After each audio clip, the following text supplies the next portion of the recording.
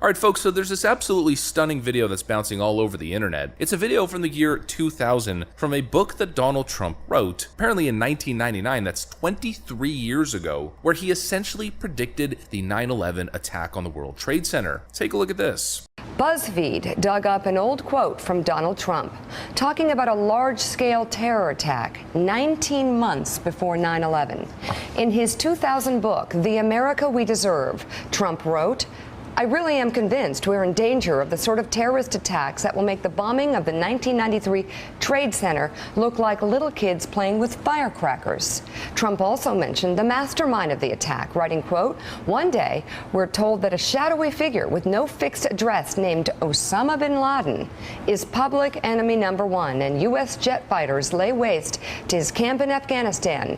He escapes back under some rock, and a few news cycles later, it's on to a new enemy and a new crisis." Trump. Wait. Yeah. Okay, hold on a second. Is this really Trump before 9/11?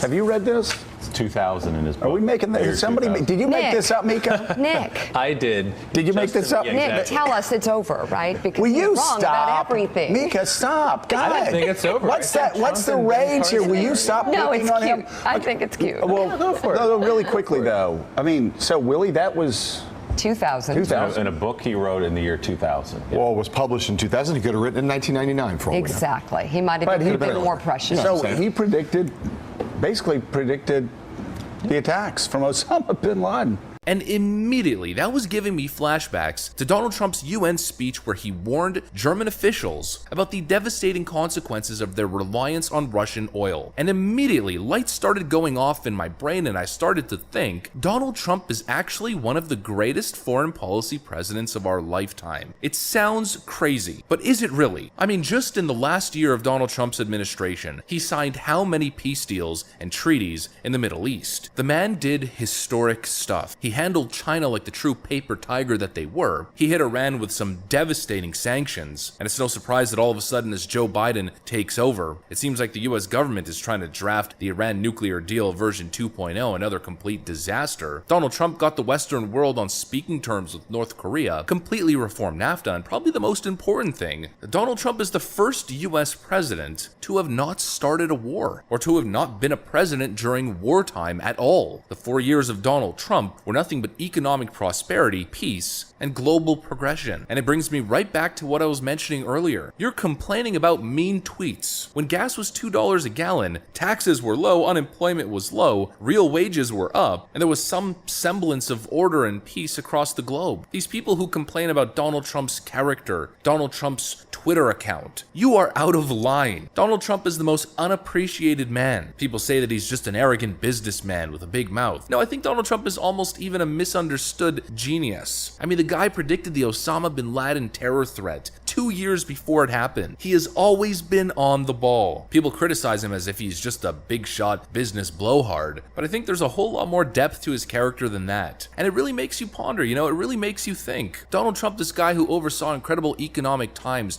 of freedom and times of peace, happens to be the most vilified man on the planet. Donald Trump, the man who saw all the corruption and all the warmongering garbage in the government, the man who then stepped in and most importantly stepped in the way, it starts to make sense why he's so vilified. It starts to make sense why they're stopping at nothing to destroy him. Not just to beat him politically and beat him at the ballot box, they're trying to put the man in prison. They're trying to disqualify the guy legally from ever being able to run again. It's been endless investigation one after another, and you start to think, maybe, Donald Trump is the anti-hero that the world needed. Here's actually another viral video that's been bouncing around all over the internet. Take a look at this. To start wars and change governments, it's not to sort of deter conflict.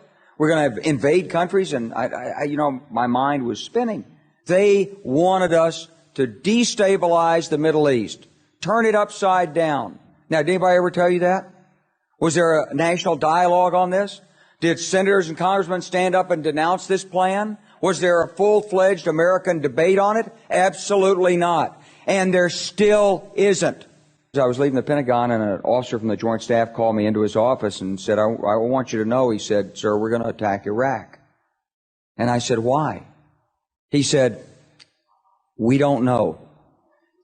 He said, I said, well, did they tie Saddam to 9/11? He said, no. And then I came back to the Pentagon about 6 weeks later. I saw the same officer. I said, why haven't we attacked Iraq? We still going to attack Iraq? He said, oh, sir. He says, it's worse than that. He said, he pulled up a piece of paper off his desk. He said, I just got this memo from the Secretary of Defense's office that says we're going to attack and destroy the governments in 7 countries in 5 years.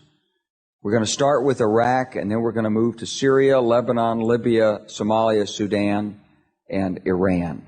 It was a pretty stunning thing. You mean the purpose of the military is to start wars and change governments? It's not to sort of deter conflict? We're going to invade countries? And my mind was spinning. And I put that aside. It was like a nugget that you hold on to. This country was taken over by a group of people with a policy coup. Wolfowitz and Cheney and Rumsfeld, and you could name a half dozen other collaborators from the Project for a New American Century.